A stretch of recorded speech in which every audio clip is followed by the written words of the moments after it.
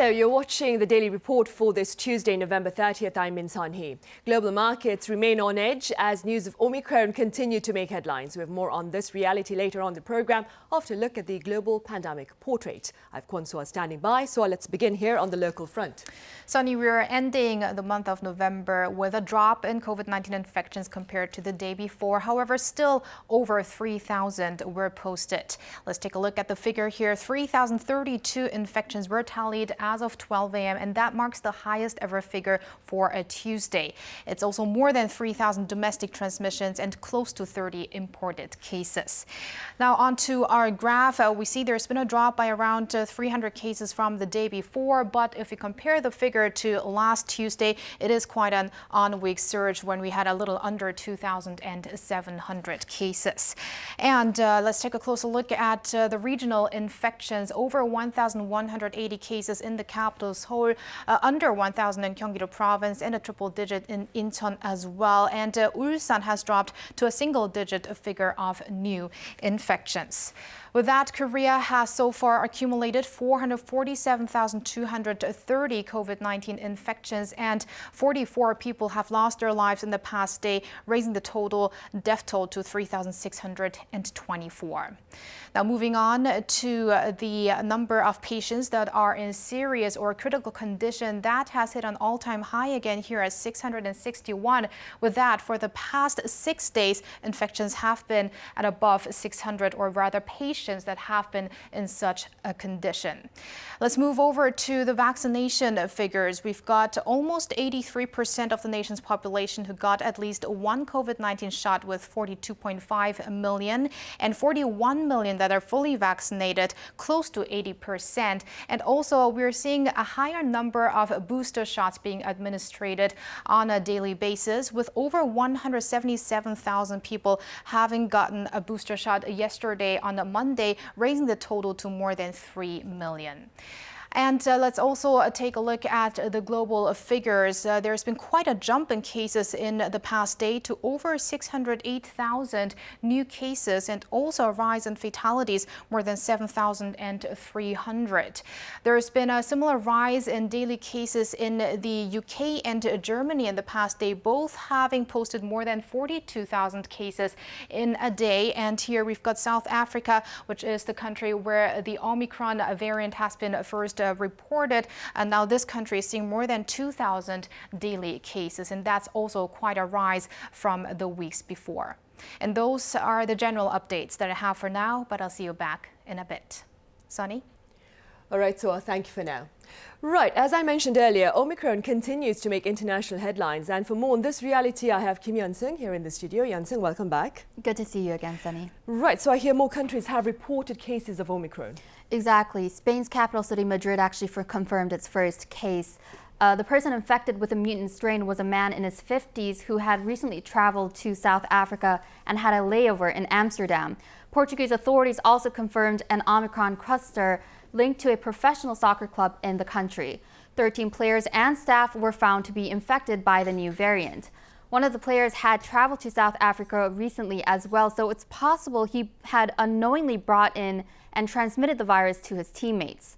Sweden also identified its first case, joining a growing list of countries including Denmark, Czech Republic, Italy, Hong Kong, Canada, and Australia with confirmed Omicron cases.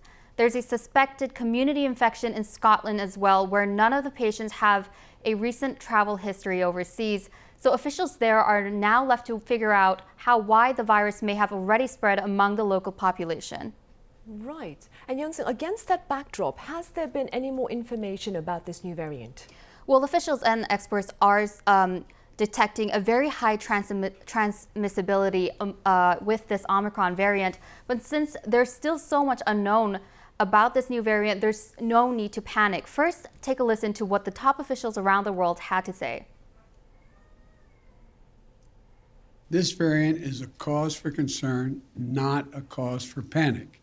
There is no basis for South Africans to panic. We've been here before. We're seeing some very early evidence that we may be seeing reinfections occurring. We'll only get the full picture in about 3 to 4 weeks from now.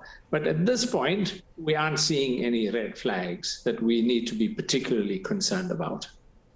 The South African government advisor did add, though, that due to the rapid rate of infections, he expects cases to reach 10,000 a day in South Africa by the end of this week. Right, I see. So what are some of the latest actions then being adopted perhaps by the international community in light of Omicron? First off, G7 nations are convening to coordinate an emergency response among the countries. Meanwhile, the U.S. is saying that all vaccinated adults should get booster shots because of this new variant. Also, the European Union, some nations in South America, the U.S. and South Korea have been sealing off borders to countries in southern Africa where the variant was first reported. Others have been quickly following suit, with some taking more drastic measures. Japan, Morocco, and Israel have banned all entry of all foreign arrivals to keep the virus outside their borders. These travel restrictions, however, have come under fire from a number of global bodies. Let's take a listen to this UN official. The Secretary General said he is now deeply concerned about the isolation of southern African countries due to new COVID-19 travel restrictions. As he and others have long warned, low vaccination rates are a breeding ground for variants. He added that the countries in Africa should not be blamed for the vaccine shortage and should not be penalized for reporting this new variant and sending an early warning to the rest of the world. Right. And Youngsu, what about authorities here on the local front? How are they responding to this latest threat? Well, for one, South Korea had made it clear that they're not going to shut off all foreign entry to shut down its borders. But it did impose travel bans on 8 countries in southern Africa. This includes Botswana, Eswatini, Lesotho, Mozambique, Namibia, South Africa, Zimbabwe, and Malawi. 333 travelers from these countries had entered Korea in a 4-week period this month, but none had shown signs of COVID-19 infections. So currently, there are no suspected or confirmed cases here in the country. Right. Okay, Yunsen, thank you for now, but stay with us for the broader talks. Right, late Monday, after an extensive COVID-19 response meeting, authorities shared plans to hold off phase 2 of Korea's exit strategy from pandemic-related restrictions. For more on that, I have Swa back at the desk. Swa. Sunny, it's been exactly a month now that we have entered the first phase to our gradual return, and also 2 weeks ahead of the planned second stage. But the government saw the need for a temporary halt to this scheme, not a rollback though, and imposed a 4-week special prevention period, which will focus especially on speeding up vaccinations.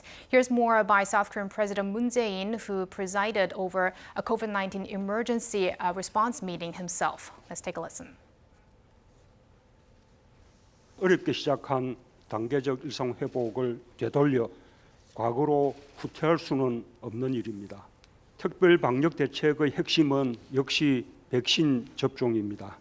3차 접종을 받아야만 높은 예방 효과가 유지될 수 있다는 것이 분명해졌습니다.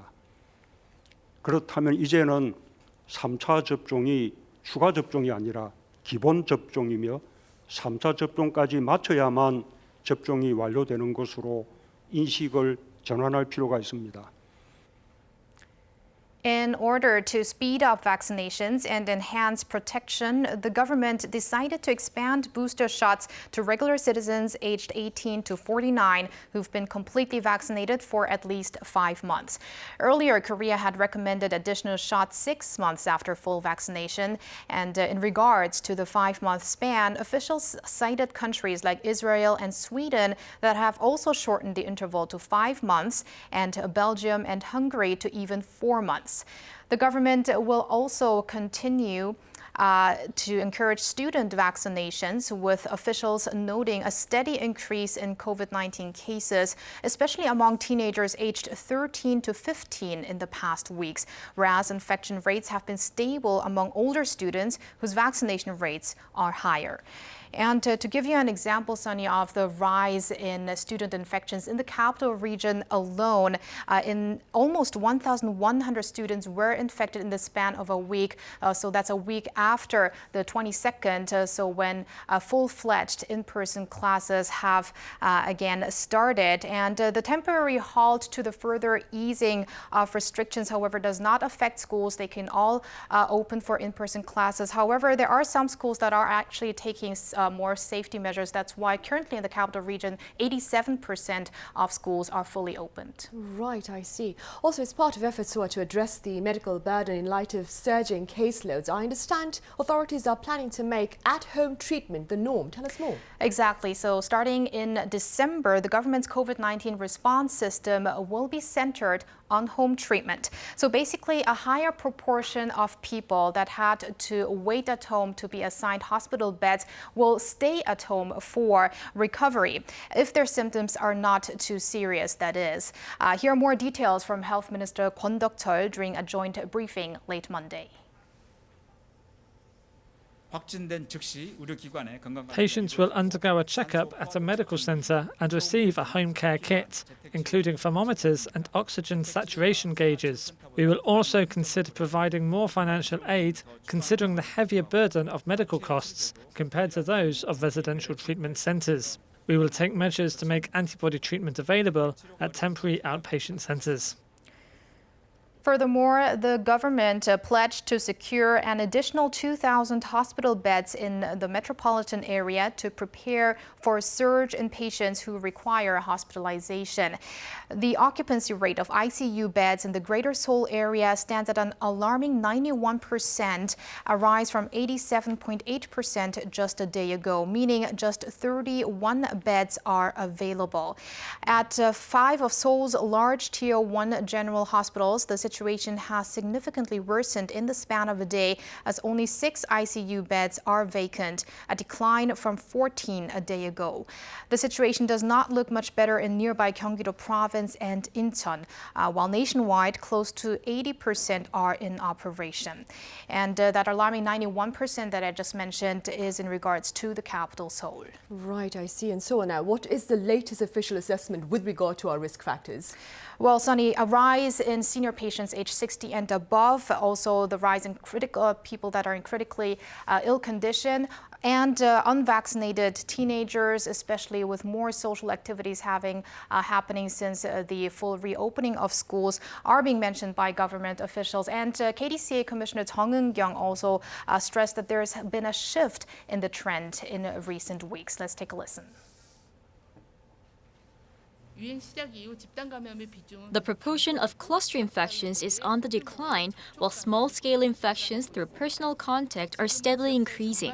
We can say that currently, the sources of infection span the entire community with high risk of exposure from a wide variety of transmission routes in our daily lives. Jung also mentioned that the Omicron variant is another new risk factor here in Korea. Right, and talking about the Omicron again, Yansung, I believe, now this was something we touched upon during Monday's panel discussion, but Moderna has shared some positive news about vaccines. Exactly. So there is some good news on the horizon. Moderna's chief medical officer, Paul Burton, said that a vaccine that could fend off Omicron could be ready by early next year.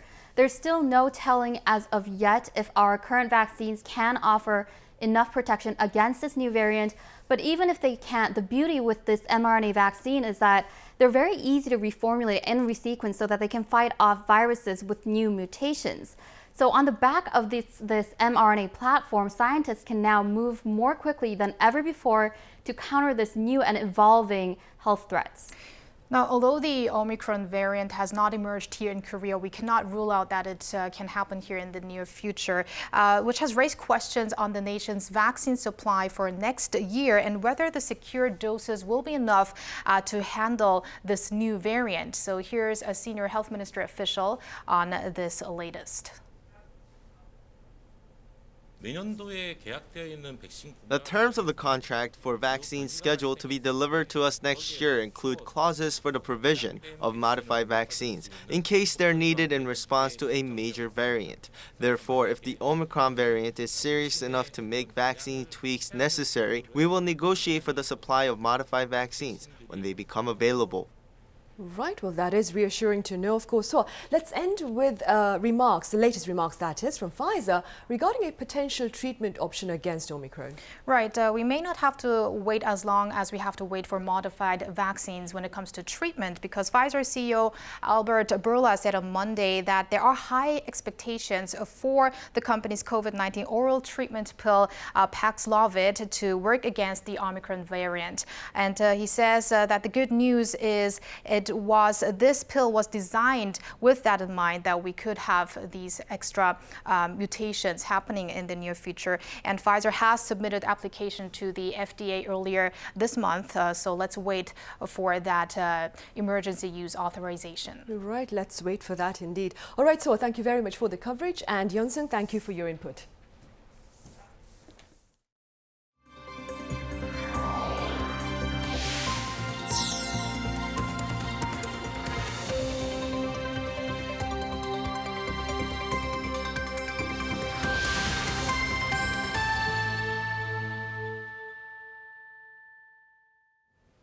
Topping our headlines at this hour is an optimistic outlook on Korea's exports in the near future. Pundits believe Korea is poised to become the 6th country in the world to hit an annual export target of $700 billion by 2024. Our Kim Sung-min reports. Just in 3 years, South Korea could possibly join the club of countries with annual exports of at least $700 billion.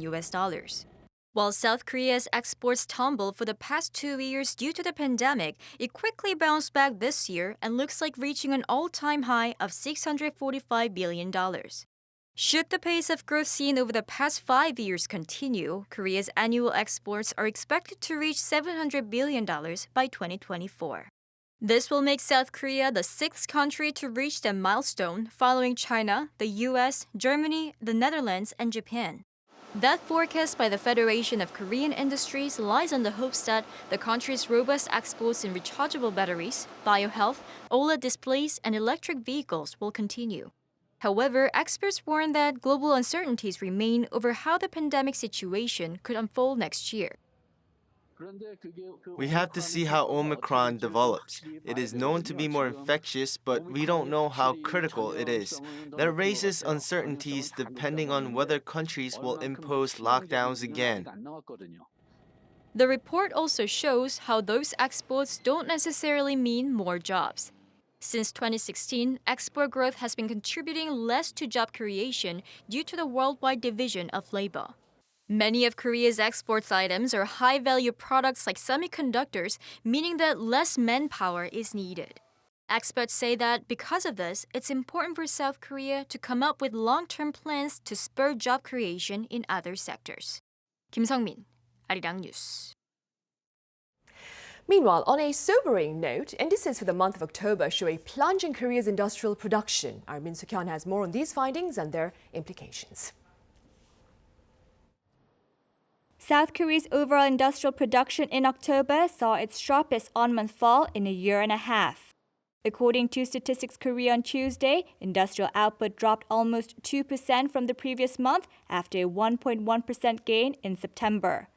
The fall was largely due to lower production in the mining and manufacturing sector as well as the service industry.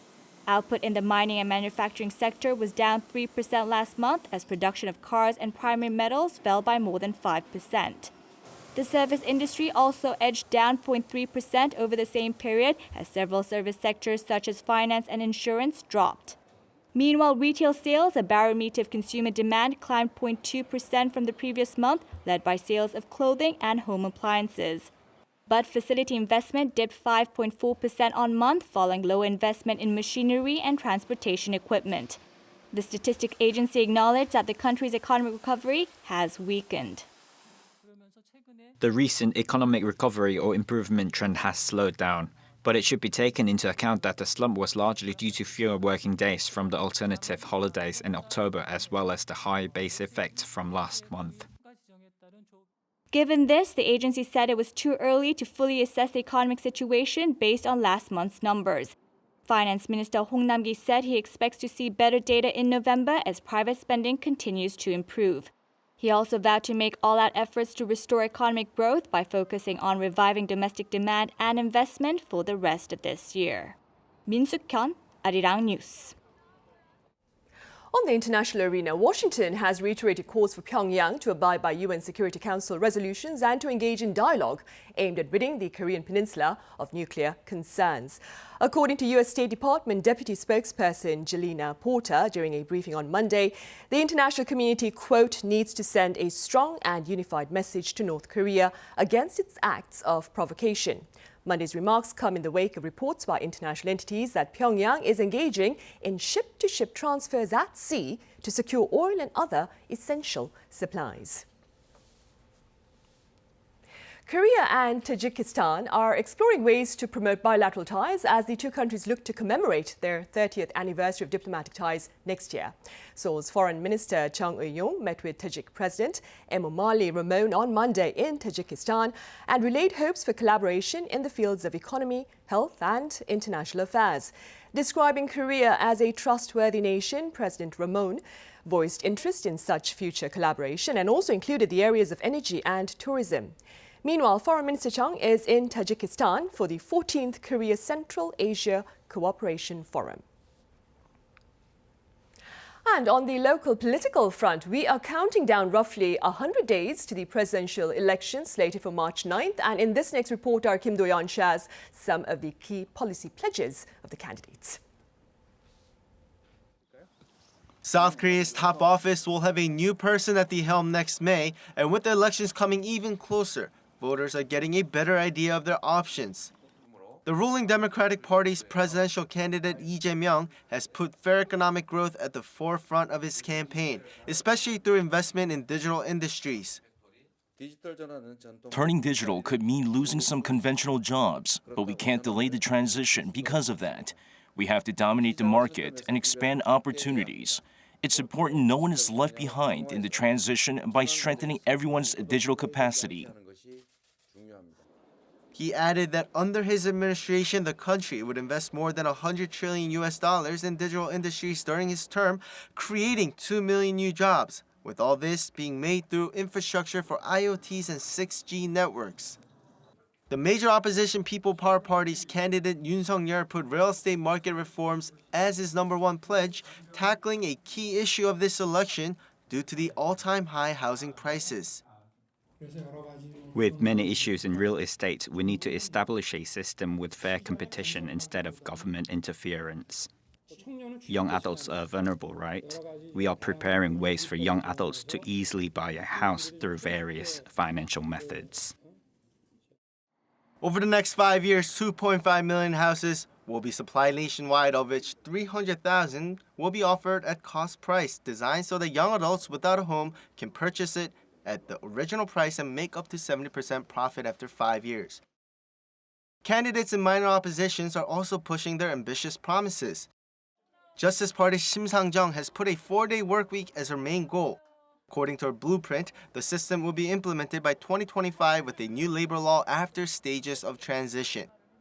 The People Party's An Chol-soo has his 5-5-5 plan, aiming to have 5 Samsung Electronic-level companies to push South Korea into the world's top 5 powerhouses through 5 super gap technologies.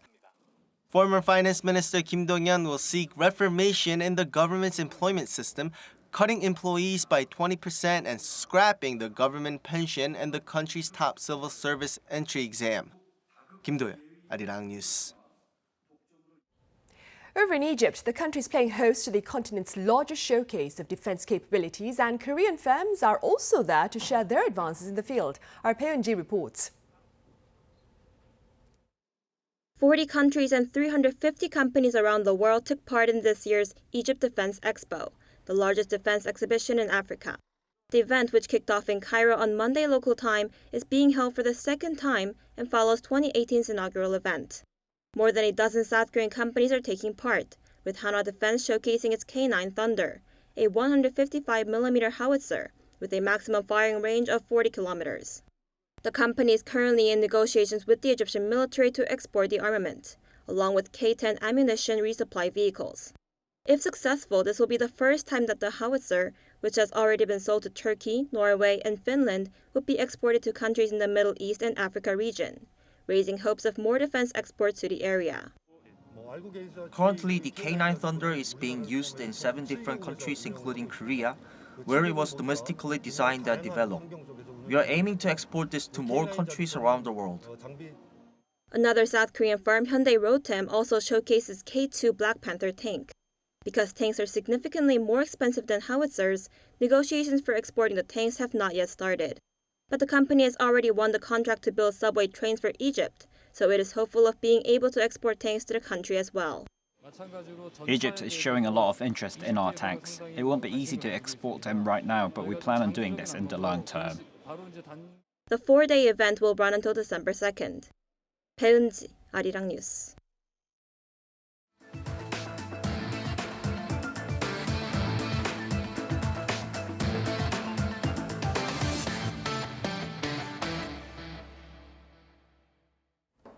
The gist of the game at the latest Seoul Mobility Show is autonomous driving and going green. For more on these features, I have Chun Song-cho standing by. Song-cho, good to see you again. Good afternoon, Sunny. So do tell us more about the cars on display, Song-cho. Yes, I'm at Kintex today, the convention and exhibition center located in Ilsan, because I want to show you around the 2021 Seoul Mobility Show. There was a lot of anticipation over this event because the show got postponed twice over the course of the pandemic. And as you can see, there are throngs of people here today who've all come out to see the cars of the future, even considering the fact that today is a weekday, Tuesday. It's amazing. So the 10-day show kicked off on Friday. 100,000 people have visited the show just over the weekend, and that's amazing. Now, if you're wondering, wait a second, I've heard of the Seoul Motor Show. Then what's Seoul Mobility Show? Well, you're absolutely right, because the name of the show changed to the Seoul Mobility Show just this year. And I can clearly see why, because cars these days have evolved so much that they go beyond just a mode of transportation. And if you just look at the display of the cars here, there's so much focus on sophisticated, smart, and sustainable mobility with future green technologies. And each year the show has a different theme, and this year the theme is sustainable, connected, and mobility. About 100 car manufacturers and mobility companies from 6 different countries have participated in this year's event so far. And I see a lot of electric vehicles and hydrogen cars on the display. Let me talk to an official of the show. 안녕하세요. 예, 안녕하십니까. So I'm going to ask him what are the highlights of the show. 이번 행사의 관전 포인트는 뭔지 좀 짚어봐 주시겠어요? 네, 세계적인 그 전동화 추세에 따라서 그 완성차 브랜드 출품 차량의 절반 이상이 그 친환경차로 구성이 되어 있습니다. So following the global trend, more than half of the cars displayed are eco-friendly cars. 네, 그 세계 최초로 공개되는 그 기아의 디올 뉴로 뉴 리로, 그다음에 국내 처음 공개되는 벤츠 더 뉴 EQS, 그다음에 제네시스의 G80 전동화 모델을 꼭 관람하시기 바랍니다. So there are a lot of new models that are introduced this year, such as Niro from Kia and also G80 from Genesis. 네. 완성차 외에도 그 다양한 모빌리티 제품들을 보실 수 있는데요. 그 현대모비스의 그 4인승 자율주행 모빌리티, 그리고 소형 전기차, 전기 스쿠터, 그리고 카이스트에서 출품한 플라잉카 등이 여기에 해당되어 있습니다. And other than cars, there are a lot of other types of vehicles as well, such as electric scooters and small-sized vehicles as well. 그러면 그 이 행사가 2번이나 취소됐잖아요. 그럼 방역 조치는 어떤 게 뭐가 있을까요? So I just asked him about the new COVID-19 protocols. 네, 일단 그 정부의 방역 지침을 준수하는 게 가장 중요하겠습니다. 그래서 그 상주 인력은 그 전원 백신 2차 접종을 완료한 사람에 한해서 입장이 가능하고요. So the show organizers are committed to following the government's protocols. Everyone, all the staff members are fully vaccinated and they have tested negative for COVID-19 tests. 네, 그 상주 인력의 경우에는 또한 그 PCR 검사도 음성 확인이 돼야 합니다. Right. So, like I mentioned, they tested negative for the test. 그리고 이제 관람객 경우에는 입장 시 발열 체크를 진행하고 안심코를 하셔야 됩니다. 또한 그 마스크 착용은 필수고요. 전시장 안에서는 식음을 금지하고 있습니다. So all the visitors, they have to get their body temperature check and present their QR codes. And also face mask is a must. Eating and drinking are prohibited inside the venue. 정말 감사합니다. 예, 고맙습니다. All right, since we are here, I'm going to show you one of the 24 models, new models that are introduced this year. This is Kia's EV6. And obviously it's an all electric vehicle. Let me get on it. Ooh. All right, I don't even know how to open the car door. All right, so as you can see, the design is just marvelous. I mean, it's so simple and futuristic. Everything is so smooth and it's so modern inside out. I mean, everything is touchscreen, as you can see, right? Everything is touchscreen. I mean, I bought my car 10 years ago, and I feel like I have to learn driving all over again because I don't know how to operate these cars. Well, it's mind-blowing how advanced today's technologies are. The show runs through December 5th, which is coming Sunday, so I highly recommend you to come here this week at a time when it's not so busy so that you can take a time to look around and also fully immerse yourself in future technologies. This has been Chun Sung-cho reporting live from Kintex, and back to Sunny in the studio. Right, Sung-cho, the styles look all sleek and smart. Thank you for that report.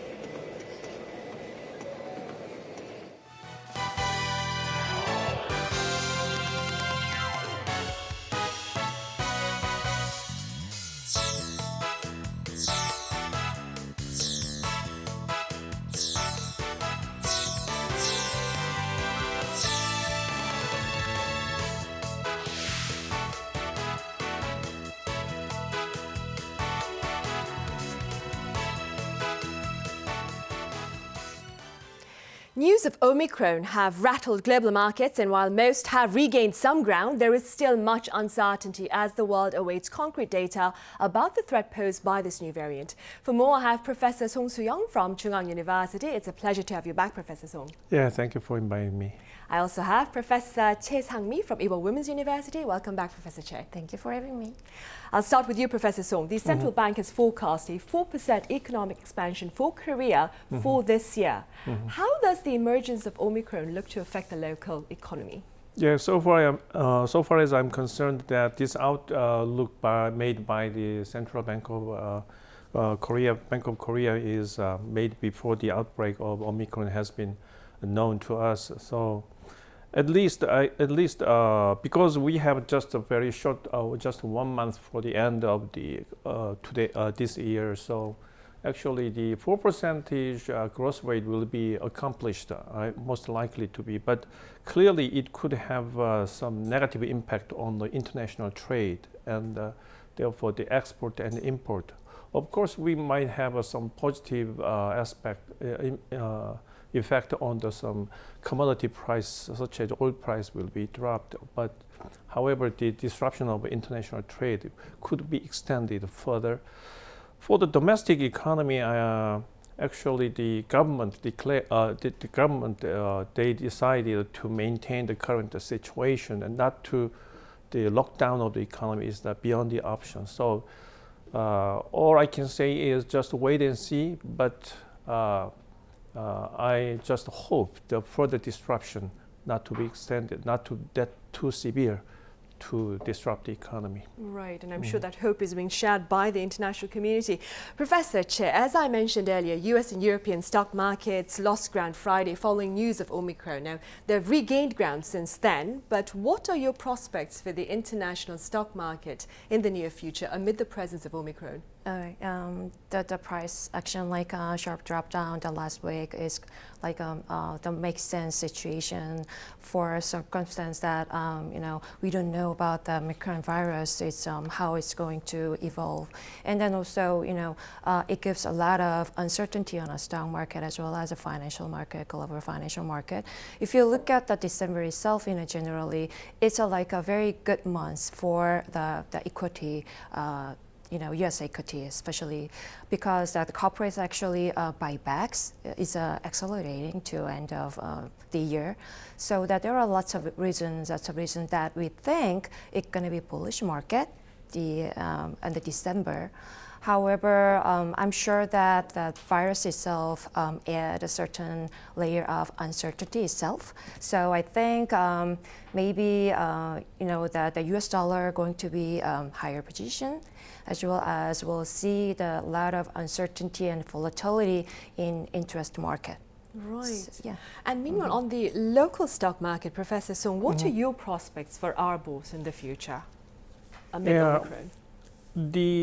It totally depends upon whether the spread of the Omicron would be such a powerful and severe, so that determines the future prospect of the stock market. But currently, the 2,800 points is most unlikely to take place because the stock market is always subject to large volatility, and it should not be used as some leading indicator to make a forecast about the future. But anyway, clearly the international market and volatility is increased because of the uncertainty. So as long as as far as I'm concerned, Dr. Fauci has been, they must determine whether the Omicron is how powerful it would be, and then whether the vaccine turns out to be successfully effective to prevent them spreading, and the medicines that take care of the coronavirus. Then totally it depends on that situation. So as long as it turns out to be the vaccine and medicine will be effective, then this disruption just end up with just a temporary. Right. Professor Chip, what are your personal thoughts then on Omicron further disrupting supply chains and perhaps raising inflationary pressure? To expect about the supply chain disruption itself, we have to understand why we experience that supply disruption these days.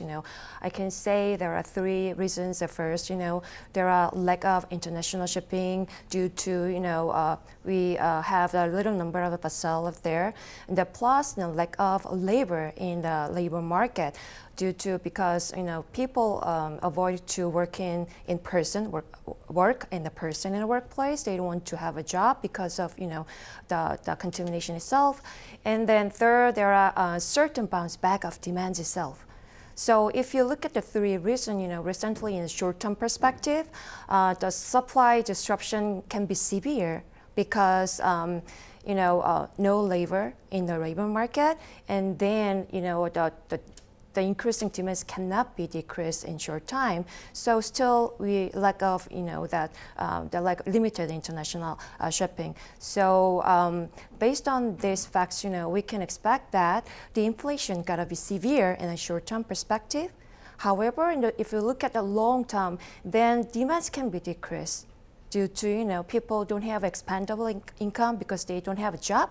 Also, because of lack of demands, that the buyer firms, manufacturer, they have to reduce the number of production, so it can be ease that disruptions a little bit. Right, I see. And Professor, so you mentioned this earlier, but oil prices have also plunged amid news of Omicron. Can we expect an ease then in inflationary pressure given this fall in energy prices? Yeah, according to the report, the Western Texas Intermediate future price. So future price is the oil price that will be delivered in the future. So that has been plunged. It has reached $85 per barrel, and now it has reached $69. So there is when we look back when the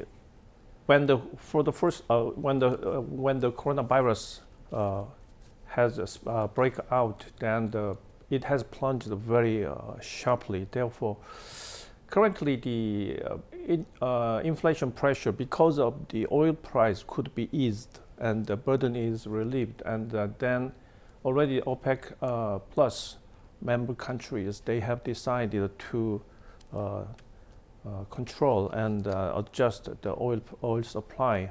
Therefore, in the short run, even Professor Che has mentioned that the inflation could surge, but at least for the for South Korea, because we depend too much on some oil price, and the recent inflation in Korea has been driven by the oil price and commodity price. So I anticipate the inflation pressure will be relieved. Right. Mm-hmm.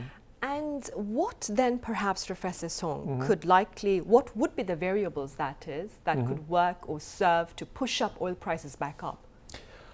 That could be as long as that depends on the worldwide economic situation. So if the supply chain disruption has been resolved, and then effectively we can take care of the Omicron virus variant, and then the world international trade has been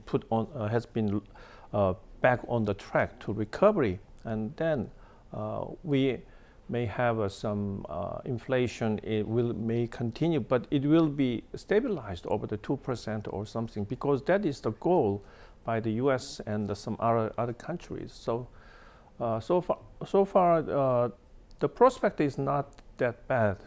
Right. Yeah. And speaking about the U.S., Professor Che, how does Omicron look to affect or impact U.S. Federal Reserve's tapering of its asset purchases? Actually, the variant itself can slow down the progress of economy, right? And then employment itself. So that, as you can see, the Powell's statements about that Omicron itself, he shows a great concern about the virus, and expects that because of that virus spread out, people that are not willing to go back to the workplace in person, and then that the supply disruption can be more severe, which makes that market, there are more, harden that inflation itself. So that, that U.S. Fed will use more tools to control that economy, and that boost the labor market, as well as to control that inflation itself. So based on that, a lot of economists, said that last weekend, the Fed will not go faster on tapering itself, only, in December. Right. Yeah. And Professor Song, Mm-hmm. prior to news about Omicron, of course, the central bank here has Mm-hmm. been quick to raise its key interest rate as part of efforts to rein in inflationary pressure and, of course, household debt. How do you explain this monetary tightening and the impact, the potential impact of this action on the economy here?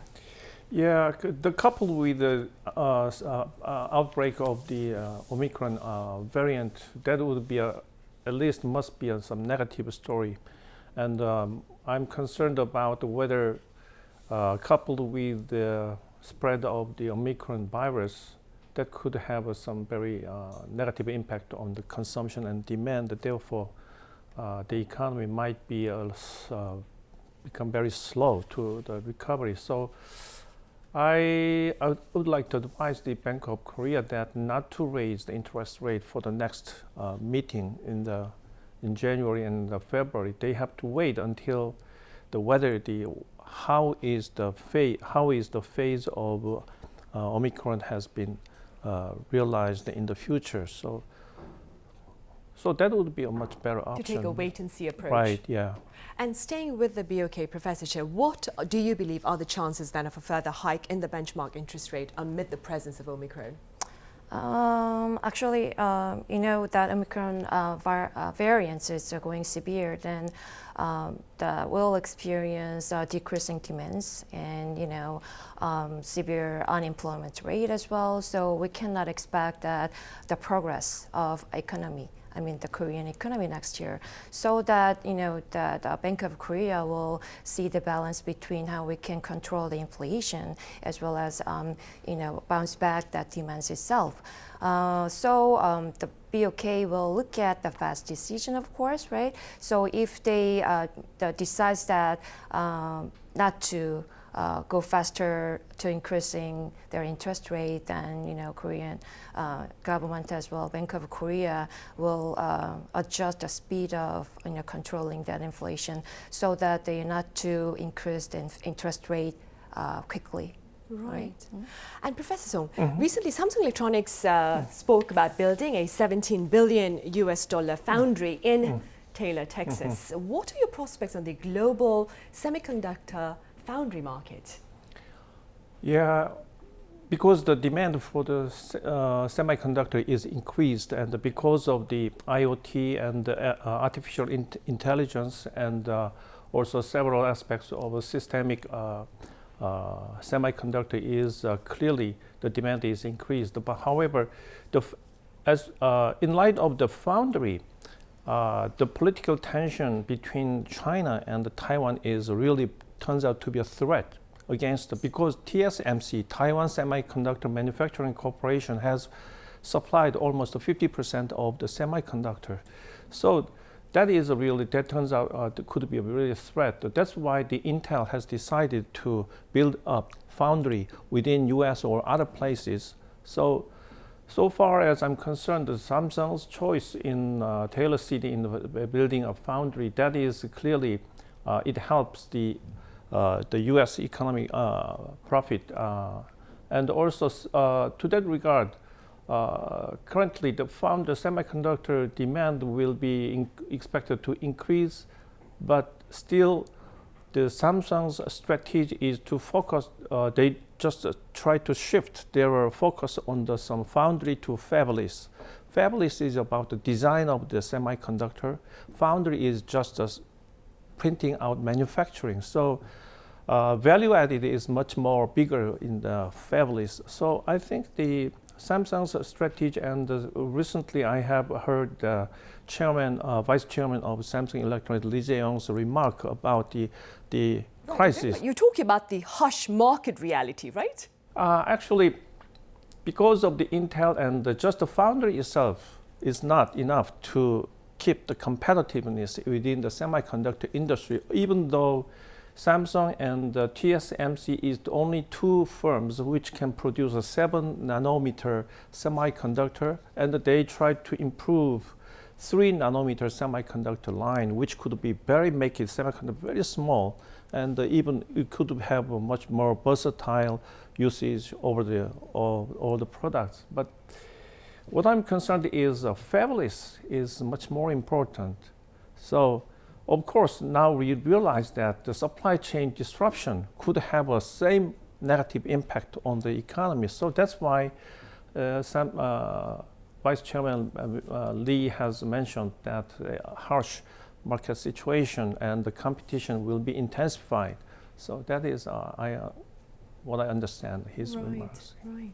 Meanwhile, Professor Che, quite a number of economic indices are poised to be shared next month. That would be December, which starts tomorrow, by the way. Which ones do you believe will offer us a better understanding about our economic stability amid the pandemic? Yeah, as you know, there are lots of economic indices shows or expect next year.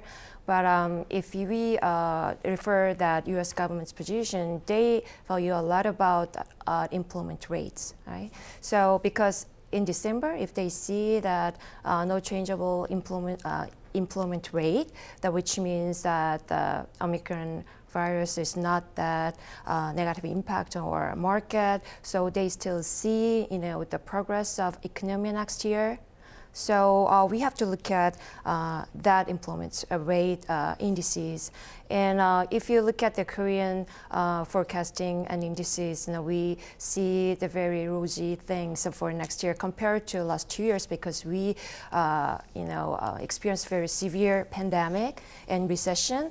So if the virus itself we don't know have clear information. We have clear information about the virus, how it's going on, or given negative impact on market. But if shows a very good indices such as the unemployment rate, then employment rate as well, then we have to be ready for some kind of inflation coming up next year. If demand goes up, of course. Yeah. Professor, so I understand this might be a difficult question, but do you see the world ushering in the year 2022 on a firmer footing on the economic front, as hoped for by experts like yourself? Do you believe we'll start on a rosy outlook? It's really difficult I know, question, given but the presence of hopefully, Omicron. hopefully, because of we found some very good vaccine, and also the current vaccine turns out to be as effective to control the disease and the mutation of the Omicron and the next mutation. Still, we have to live with those mutation coronavirus variant, and then as far as some medicine is developed, and then we can live with coronavirus, not anymore. People and the small enterprise and the self-employed people they don't have to lay off, and they may not suffer from the shortage of the supply of labor, as Professor Chai mentioned. So if that is most very good scenario, and then I hope in the year of 2022, the inflation will be stabilized, and hopefully the economy will be on the track to recovery. So. Right. And staying with the optimism, Professor Che, this is something that you mentioned earlier, which something Professor Song also just touched upon. What is your outlook with regard to the job market? Because as you mentioned, a rather unsettling phenomenon is taking place in the labor market. Given the shortage of workers in labor-intensive sectors as well as that of hospitality, do you expect this to continue, or will there be an improvement?